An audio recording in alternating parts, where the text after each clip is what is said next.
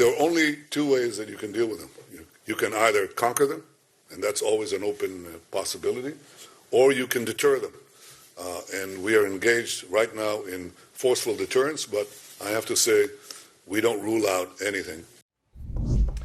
Israeli Prime Minister Benjamin Netanyahu not caving to pressure from Biden for a ceasefire against Hamas, standing pretty tough. Following a phone call between the leaders, Netanyahu said that he is determined to continue in this operation until its objective is achieved, to bring back the quiet and security to citizens of Israel. For more on this, we are joined now by Tal Heinrich, an Israeli journalist based here in New York.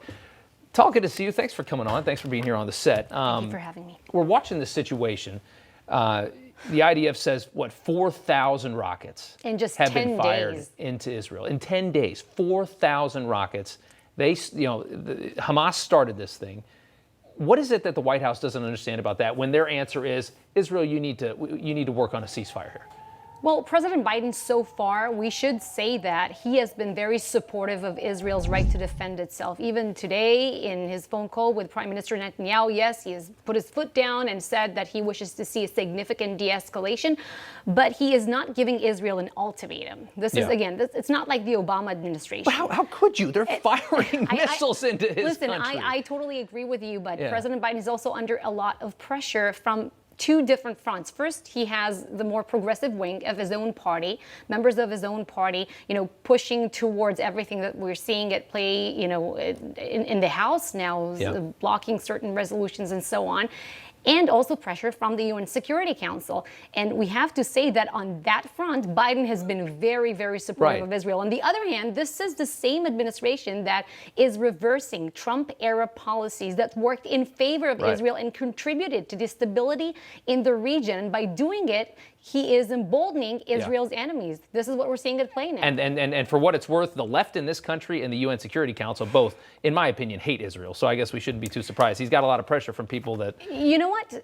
Right after this show, I'm going to talk to an Israeli morning show. Very often, I do these hits in Hebrew. They ask me about these comments about members of the so-called squad referring to Israel as an apartheid state. And whenever they ask me to comment about this, I say, well, wait till you hear what they have to say about their own country. So you bring this point that this is about Israel, but it's not only about Israel, Rob. This is about Western values that Israel stands for in a very, very tough neighborhood. And these people hate the West. I think you say that very, very well. We want to bring in Mideast and geopolitical analyst Matt Brodsky now to talk about this more. Matt, thanks for joining us. With Biden and Netanyahu at odds over how to handle this conflict, do you worry about this relationship? It was a very good relationship for the last 4 years. Well, I worry about the relationship in this sense. The Biden objective really is a strategic realignment, rebalancing of the U.S. in the region. And that means to empower Iran. And this is literally the overwhelming factor that's hovering above everything. For instance, Tal is right that compared to Obama's performance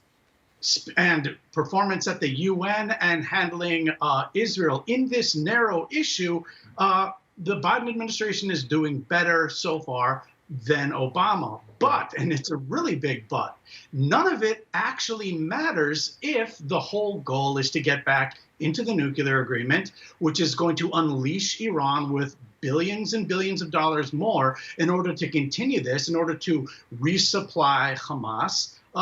That is, of course, the big elephant that's in the room. So it's kind of like, how much is a hug worth if you're being stabbed in the back at the same time? Wow. Here's Ted Cruz today going after President Biden. Take a listen.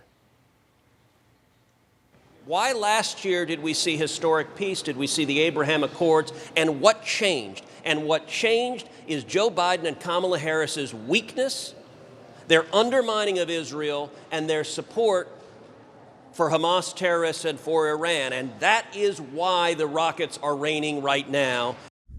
Matt, quick response to that.